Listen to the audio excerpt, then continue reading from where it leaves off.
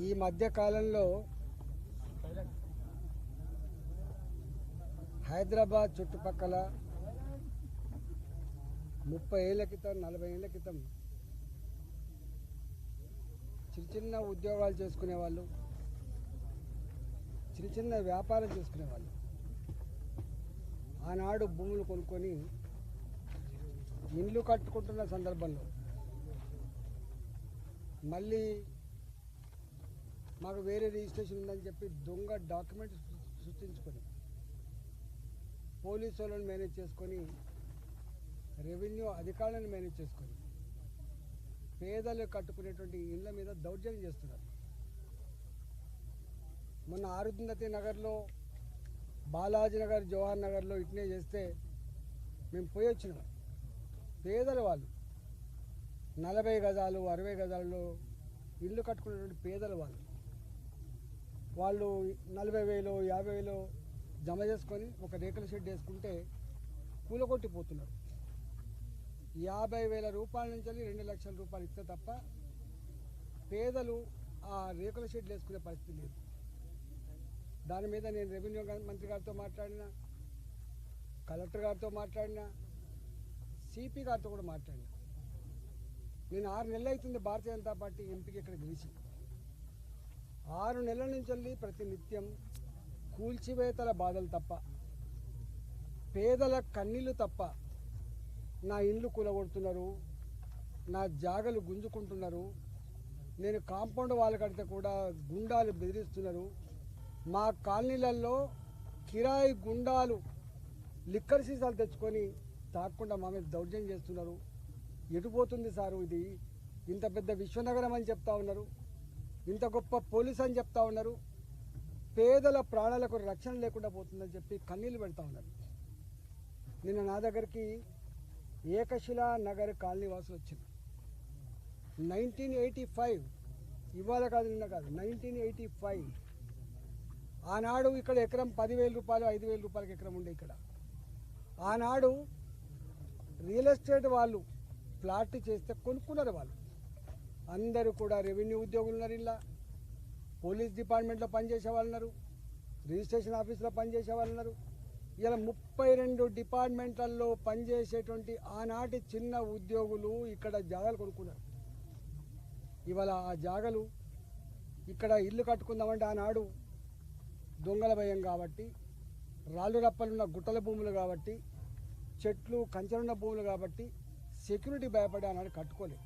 మెల్లమెల్లగా జాగాల ఖరీదు పెరుగుతున్నప్పుడు, వాళ్ళకు 4 పైసలు జమ అవుతున్నప్పుడు ఇల్లు కట్టుకునే ప్రయత్నం చేసిన కొంతమంది ఇల్లు కట్టుకున్నారు.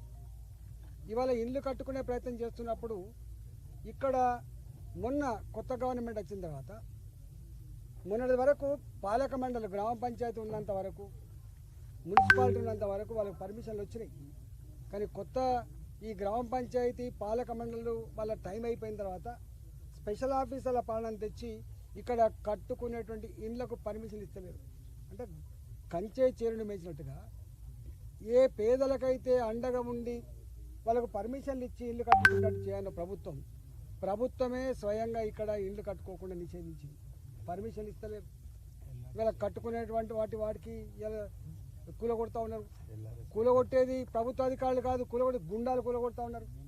ఇవాళ గ్రామ పంచాయతీ లేఅవుట్ ఉన్నప్పుడు 2007లో ఒక చట్టం వచ్చింది. గ్రామ పంచాయతీ లేఅవుట్లు ఐసీసీ కట్టుకోవద్దు, ఎల్ఆర్ఎస్ కింద మళ్ళీ రెగ్యులైజ్ చేసుకోవాలి. పాపం రెగ్యులైజ్ కూడా చేసుకుంటున్నారు. వాళ్ళు ప్రభుత్వానికి రెగ్యులేషన్ ఫీజులు కడుతున్నారు, ప్రభుత్వానికి పర్మిషన్ ఫీజులు కడుతున్నారు, అయినా కూడా కూలగొడతా ఉన్నారు. ఇవాళ నేను వచ్చిన ఇక్కడికి ఫీల్డ్ మీదకి నేను అనేక సార్లు రాచకొండ సిపి గారితో మాట్లాడినా, అనేక సార్లు మల్కాగిరి కలెక్టర్ గారితో మాట్లాడినా, అనేక సార్లు ఇక్కడ ఉన్న డీసీపీలతో మాట్లాడినా, నిన్న స్వయంగా రెవెన్యూ మంత్రి శ్రీనివాసరెడ్డి గారితో కూడా మాట్లాడినా. నేను ఇలా పోతున్నా అని చెప్పి ఇక్కడికి వస్తే నేను ఇక్కడ పార్లమెంట్ సభ్యుడిగా ఉన్నాగా, నేను ప్రజలతో మీటింగ్ పెట్టుకొని ఉన్నాగా ఇలా గుండాలు ఇక్కడ లిక్కర్ బాటిల్ తెచ్చుకొని, బీరీ సీసాలు తెచ్చుకొని తాక్కుంటా ఇక్కడ దౌర్జన్యం చేసే ప్రయత్నం చేస్తున్నారు. రాత్రి నేను ఇక్కడికి వస్తున్నాను తెలిసి మీరు ఎంపీ గారు వస్తున్నట, మీరు ఎంపీ గారి దగ్గర పోయినట, మీ సంగతి చెప్తామని చెప్పి మహిళల మీద దౌర్జన్యం చేస్తున్నారు. నేను అడుగుతా ఉన్నా సిపి గారికి, టెంట్ వేసుకొని టెంట్ కాలబెడతాం అంటే ఎంపీ గారు వచ్చే టెంట్ కూడా కాలబెట్టే స్థాయికి ఎదిగిందంటే పోలీసులారా మీరు ఎవరికి రక్షణగా ఉన్నారు? ప్రజలకు రక్షణ ఉన్నారా, గుండాలకు రక్షణ ఉన్నారా, ల్యాండ్ బ్రోకర్లకు రక్షణ ఉన్నారా, డబ్బులు ఇచ్చే వాళ్ళ రక్షణ ఉన్నారా ఆలోచించుకోవాలి. ఇలా ఒకనాడు తెలంగాణ పోలీసు అంటే ఇంత ఇజ్జత్ ఉండేది, ఇంత గౌరవం ఉండేది. కానీ ఇలా తెలంగాణ పోలీసు అంటే ఇజ్జత్ లేకుండా పోయింది, గౌరవం లేకుండా పోయింది. మీరు ఆలోచించుకోమని చెప్పి హెచ్చరిస్తానా.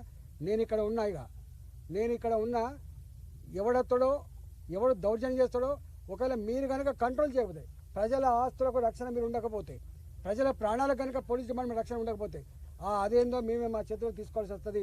మేమే గుండాలకు బుద్ధి చెప్పాల్సి వస్తుంది, మేమే ల్యాండ్ బ్రోకర్లకు బుద్ధి చెప్పాల్సి వస్తుంది, మేమే ఈ చిల్లరగాళ్ళను తరిమికొట్టే పరిస్థితి అని చెప్పి హెచ్చరిస్తా ఉన్నా. ఇప్పటికైనా పిచ్చి వేషాలు వేయకుండా మీరు వెంటనే స్పందించి, రెవెన్యూ అధికారులు పోలీసులు వెంటనే స్పందించి దీని మీద సంపూర్ణ ఎంక్వైరీ చేసి ప్రజలకు వెంటనే రక్షణ కల్పించి ప్రజల ఆస్తులకు రక్షణ కల్పించాలని చెప్పి ఈ సందర్భంగా నేను ఎంపీగా, పార్లమెంట్ సభ్యుగా డిమాండ్ చేస్తున్నా. లేకపోతే ఎంపీగా మా కార్యకర్త, భారతీయ జనతా పార్టీ కార్యకర్తలుగా మేమే మా ప్రజల్ని కాపాడుకుంటాం, మేమే ప్రజల ఆస్తులకు రక్షణ ఇస్తామని చెప్పి ఈ సందర్భంగా తెలియజేస్తా ఉన్నాం.